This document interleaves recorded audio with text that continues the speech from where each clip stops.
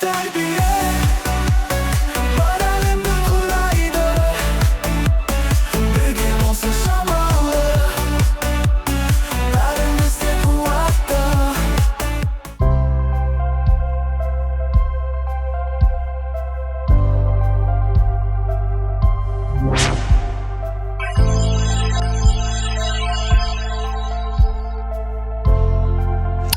Үздік инновациялық мектеп кітапханашысы жобасының қатысушысы Хаймулдинова Бақыт Нұрланқызы. Туған жерім Абай облысы, Көкпекті ауданы, Тассай ауылы. Білімім жоғары. Абай атындағы Қазақ ұлттық педагогикалық университетін тәмамдадым. Мамандығым орыс тілін оқытпайтын мектептердегі орыс тілі мен әдебиеті. Атқарып отырған жұмысым кітапханашы. Еңбек өтілім 6 ай. 3 баланың анасымын. Жұмыс орным Көкпекті ауданы, Тассай ауылы. Әуезов атындағы орта мектебі коммуналдық мемлекеттік мекемесі 1981 жылы қолданысқа берілген. Қазіргі таңда мектепте педагог 32, оқушылар саны 166. Оқушылардың кітапханаға келу, кітапханалық іс-шараларға қатысу көрсеткіші.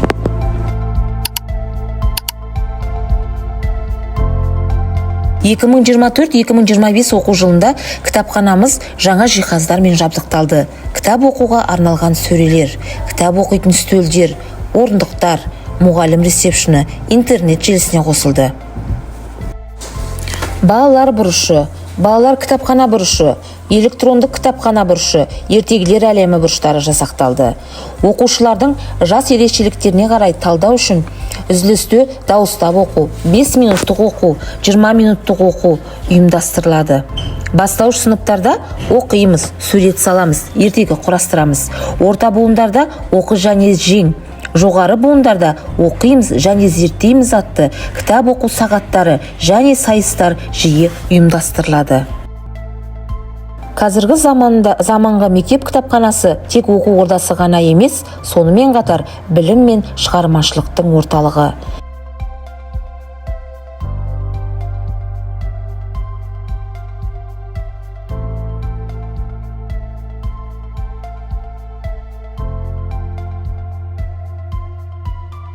Пайда ойлама, ар ойла, талап қыл артық білуге, артық білім кітапта, ерінбей оқып көруге. Менің жобамның тақырыбы оқуға құштарлықты қалай арттыруға болады. Заманына қарай адамы деген сөз қазақта өте орынды айтылған. Жаңа заман талабына сай кітапхана білімі жаңғырып, жаңа технологиялармен бірге жұмыс жасауға лайықталып, түрлі педагогикалық әдіс тәсілдерге бейімделіп отыру керек. Қазіргі оқушылардың кітап оқуға қызығушылығы өте төмен. Онды мойындауымыз керек. Бала еш нәрсеге қызықпаса, ештеңе үйрене алмайды. Сол секілді кітапқа қызығушылықты ояту баланың кішкене кезінен қолға алынуға тиісті, уақыт күттірмейтін үлкен мәселе. Үйде ата-ана кітап оқыса, ол отбасының баласы міндетті түрде кітапқа қызығып қана қоймай, оқитын, рухани мықты болып өседі. Оқуға құштарлықты қалай арттырамын дейтін қазіргі кітапханашыларға айтар кеңесім: алдымен өзіңіз оқыңыз. Күнделікті бір уақыт бөліп, балаңызбен бірге отырып оқуға дағдыланыңыз. Балаларды қызықтыруға тырысыңыз. Балалар кітапханаға келгенде кітап сатушы кейіпкеріне еніңіз. Оқушылардың кітап оқуға қызығушылығын қалай арттыруға болады? Оқушылардың білімге қызығушылығын оятуға не әсер етеді? Осы сұрақтарға көптеген кітапханашылар ойлануда. Балалар мен тәрбие жұмысын жүргізуде кітапхананың ерекше маңызды болатын себебі, бала кезде оқыған кітап көңілге ұялап қалады. Бүкіл өмір бойы өзінің ізін қалдырады. Біз сіздерге кітап оқуға бейімдеудің мынандай әдіс қағидаларын ұсына аламыз. Әжемнің ертегілері атты кубик-рубик ойынымыз. Бұл ойында бізде 5 ертегі берілген және де 5 ертегі арт-технология бойынша жасалған. Кубиктарды құрастырғанда бізде бір ертегіміз шығады және де сол ертегіге телефонымызды апарған кезде ол ертегіміз жанданатын болады. Яғни арт-технологиясы арқылы сол ертегіміздің видеосы шығады. Кассиль тәсілі. Сынып жетекшімен ақылдаса отырып жүзеге асыруға болады. Баланы кітапқа қызықтырудың танымал әдісі. Бұл оқи алатын, бірақ кітап оқуға құлқы жоқ балаларға арналған. Кассиль тәсілі бойынша ата-ана кітапты баламен бірге оқып бастап, қызық жеріне келгенде үй шаруасын сылтауратып, баланы жалғыз қалдырып кету керек. Кітаптың қызығын көрген бала оны соңына дейін оқып бітіретіні анық. Мұндайда ата-ана баланың өз бетімен оқып бітіргенін мақтап, ынталандырып отырған жөн. Дебат өткізіңіз.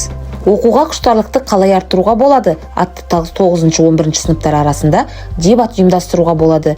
Мектепшілік әділғазы сайлап, қатысушыларды марапаттап. Кітапхана партия ұйымдастыру, сынып жетекшімен бірлесіп отбасылық кітап оқу, отбасылық кітап оқу жарысын өткізу, жеңген отбасын мектепшілік марапаттау арқылы жүзеге асыру. Менің отбасымның сүйікті кітабы атты жоба. Мысалы, менің әкем немесе анам мынандай кітап оқиды деп үзінділер оқу арқылы, мазмұнын оқу видео жолдау арқылы жарыстар ұйымдастыру. Даналық ағашы әдісі. Оқушылар ішінен бір жүргізуші сайланады. Жүргізушінің қолында қорап немесе сандықша болу керек. Оқушылар кітаптағы мәтін бойынша ашық сұрақтар құрастырып жүргізушіге береді. Сұрақтар құрастырылып біткен соң, оқушылар сандықшадан кез келген сұрақты алып, дауыстап оқиды. Толық жауап беруге тырысады. Қойылған сұрақ пен берілген жауап бағаланады. Әдебиет лотасы әдісі. Мақсаты оқылған әдеби шығармалар кейіпкерлері туралы кестені толтыру. Белгілі бір уақыт ішінде кесте толтыру керек. Хрестоматиядан оқылған шығармаларды да пайдалануға болады. Тұлға боламын. Кітап оқу сайысы. Оқуға деген қызығушылықты арттырады. Қатысушылардың кітапқа деген сүйіспеншілігін оятып, оларды жүйелі түрде оқу мәдениетіне баулиды. Көркем және ғылым әдебиетті насихаттайды. Жас ұрпақты рухани және интеллектуалды дамытатын шығармалармен таныстырады. Ертегі құрастыру әдісі. Бастаушы ертегінің бірінші сөйлемін айтады. Қалғандар бір-бір сөйлеммен өздері қалауынша ертегінің сюжетін құрастырады. Қатысушылардың қиял жүйріктігі, тіл байлығына қарай түрлі ертегі құрастырылып шығады. Оқу жарыстары, кітап талқылаулары мен марапаттау жүйелері арқылы оқушыларды ынталандыру. Кітап әлемі арман биігіне самғатады. Ақыл, ой, сұлулық әлемін шарлатады. Білім, ғылым жолына жетелейді. Жақсы кітап оқу, жақсы адаммен сырласқанмен бірдей деп айтқандай,